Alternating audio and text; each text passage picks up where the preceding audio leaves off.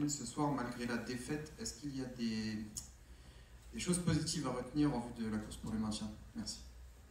Oui, bien évidemment, il y a des motifs de satisfaction. Après, le petit souci, j'ai envie de dire, c'est qu'on rentre dans une période où les points sont le plus important au-delà du résultat, mais ça nous offre des garanties pour les matchs à venir quand on est capable de sortir de telles performances.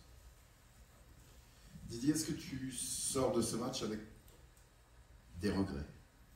Oui, beaucoup de regrets parce que je pense qu'il y a des choses que l'on n'a pas réalisées qui étaient à notre portée. C'est moins frustrant quand vraiment l'adversaire vous domine et qu'il n'y a rien à faire. Et voilà, vous êtes le petit et vous subissez.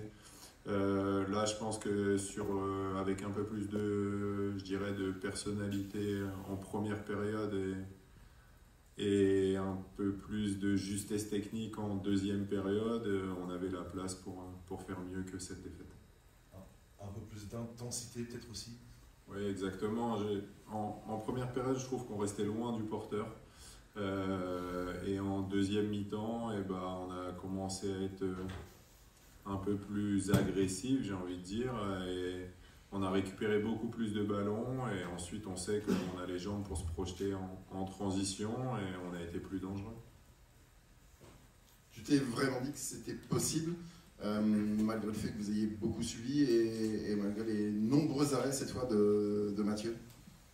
Ouais, je suis très content pour Mathieu déjà, puisque ça met en lumière la mentalité qu'on veut avoir, c'est qu'on peut faire des erreurs, mais l'important c'est de rebondir, donc lui il a très bien fait. Et oui, j'ai vraiment pensé que c'était possible, même si Paris a eu des opportunités, on se doutait bien qu'ils n'allaient pas non plus nous regarder jouer.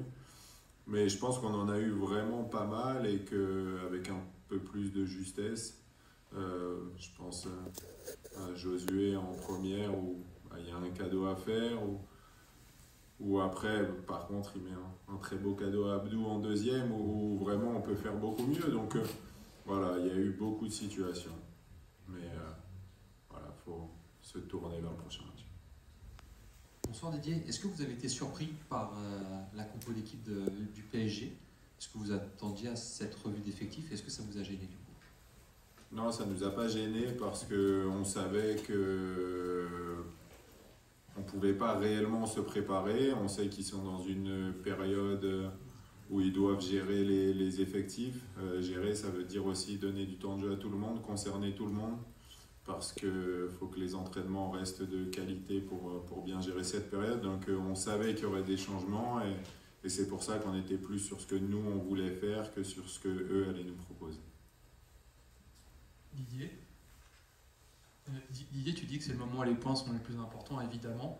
Et est-ce que vous vous dites parfois que vous n'avez pas de chance, tu en as déjà parlé plusieurs fois, mais au regard du calendrier, est-ce que à l'inverse, pour pas que tes joueurs s'inquiètent du calendrier, tu leur parles de leur performance dans les grosses affiches, comme contre Lens, à Lille, ou même Monaco, le match aller, le futur match qui vous attend? Oui, après il y a toujours des retours sur les matchs, donc ils sont conscients de ce qu'ils sont capables de faire.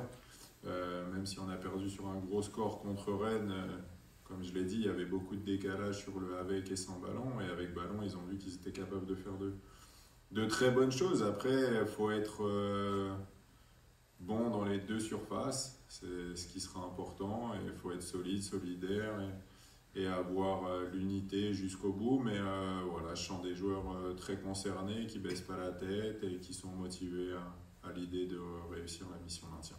Mais par rapport au calendrier, est-ce que ça vous inquiète quand vous regardez? Non, parce qu'en fait, le calendrier, c'est que tout le monde doit les jouer, ces équipes. Donc voilà, nous, je pense qu'il est très mal fait, effectivement, parce qu'on les joue toutes à des moments très importants, très resserrés à la suite. Mais nos concurrents ont dû les jouer aussi. Après, oui, ça donne des dynamiques différentes, parce que quand tu les joues tous à la suite et que tu commences à perdre, la confiance peut être un peu touchée. Mais aujourd'hui, je sens un groupe très concerné et c'est ce qui m'importe le plus. Juste Didier, revenir très rapidement sur la performance aujourd'hui de Mathieu Grosjean. Vous l'avez senti ça dans la semaine? Comment il était dans les jours qui ont suivi le match contre Rennes? Non, très sincèrement, je ne l'ai pas senti.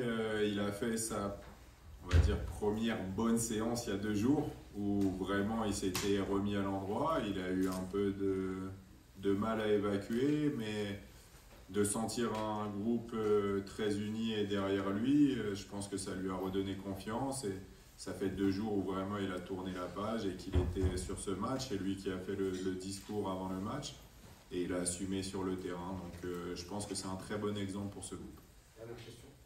Bonsoir coach, par ici. Vous êtes passé très très proche de faire un exploit ce soir. C'est quelque chose que vous allez pouvoir exploiter pour la suite. C'est important pour vous?